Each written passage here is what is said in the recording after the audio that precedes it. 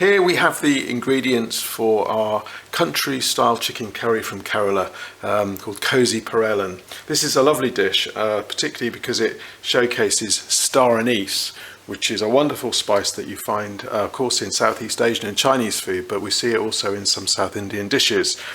So our first step is basically going to be to take our whole spices and ground spices and roast them gently over the stove to make our marinade for the chicken. So let's go and do that now.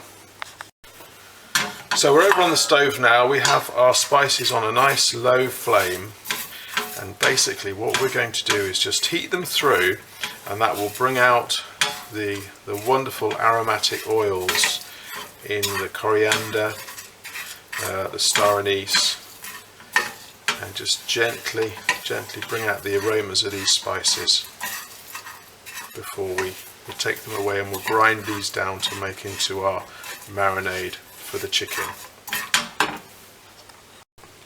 Okay, so we've put our spices into our spice grinder. We use an electrical spice grinder like this. You can use a coffee grinder.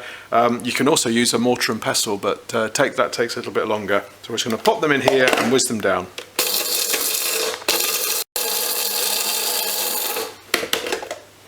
There we go, as you can see that's starting to whiz down nicely now. Just a couple more.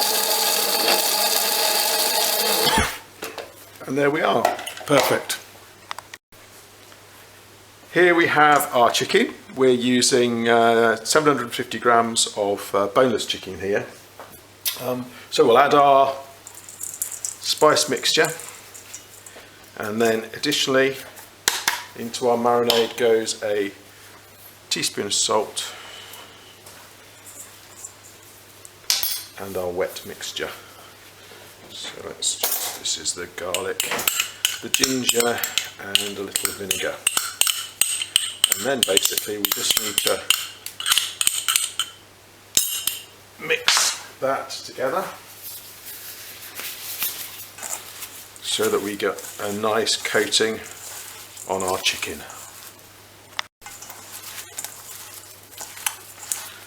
So with that nicely coated, we'll pop that to one side. If you've got time, you can refrigerate it overnight. If not, don't worry, just pop it to one side for an hour or so, and then we can carry on with the curry. We're over at the stove now. We've our coconut oil in the pan melting away. This is the way that we buy the coconut oil. It comes in a jar. You can get it at most supermarkets. You'll notice ours is quite hard. That's because we're shooting this in winter and it's only just over freezing in our storeroom, so the coconut oil starts its life quite hard in our cooking. So as this melts down, then our first step will be to add mustard seeds. Coconut oil's melted down, so in go our mustard seeds, and now we need to heat these through until they start popping. There we go, so with the mustard seeds popping, in go our curry leaves.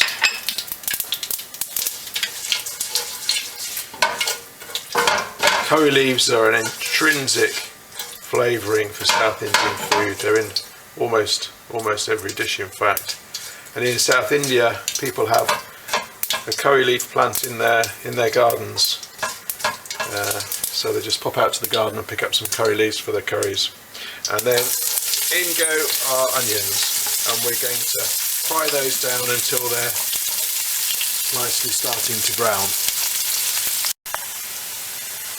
That's our onions sizzling away nicely now, and as you can see they've just started to brown, so perfect, ready now for the chicken to go in. So this is our chicken. We've marinated this overnight in the fridge just to get those flavours to work through, but if you don't have time, not a problem, you can always just give it an hour or so just to get the flavours permeate, and already we're getting a wonderful smell of coriander and star anise, fenugreek coming off this.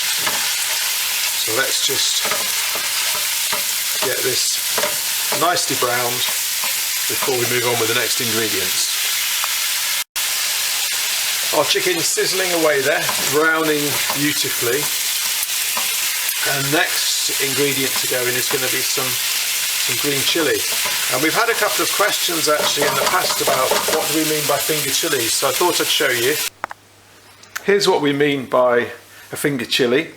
They vary in length from 4 centimetres up to 5, 6, 7, 8 centimetres. Obviously you vary the quantity that you use depending on the size of the chilli. They freeze very successfully and they can be defrosted simply when you wash them under a hot tap. You can slice them finely, slice them long, again, as is required in the recipe. And I've got some green chilli here sliced long, just for the look of the thing really. And I've actually taken the seeds out so that the dish here isn't too hot. We're just going for medium hot. If you like it a little bit spicier, leave the seeds and the membranes in, and that will give you a spicier curry. So, but anyway, I'm going to pop those in now as that chicken's fried off nicely.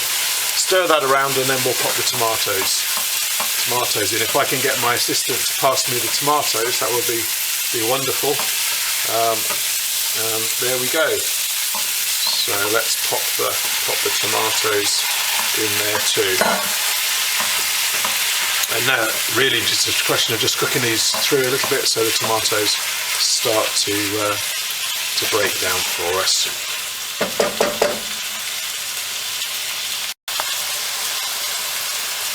Bubbling away nicely, and in goes half a teaspoon of sugar just to help bring out the flavour of the tomatoes.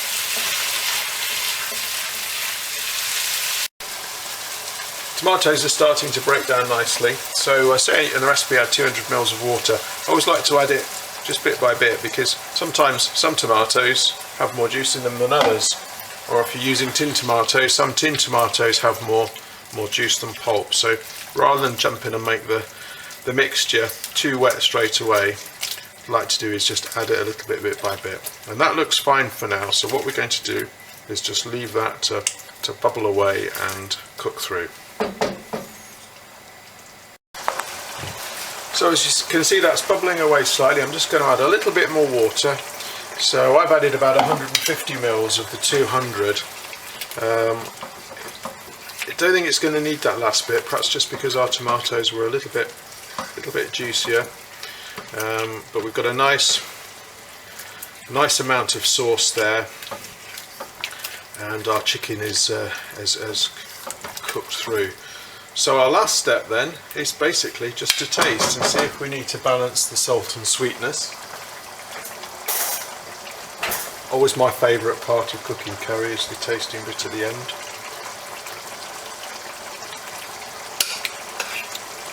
And that just needs a little bit more salt.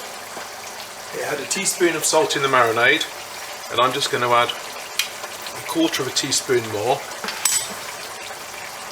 Always best to do it bit by bit, so you can always add salt, but it's really hard to take it out. So one more taste, and that's absolutely spot on. So I hope you enjoy our Kozhi Peralen, our country style Keralan chicken curry.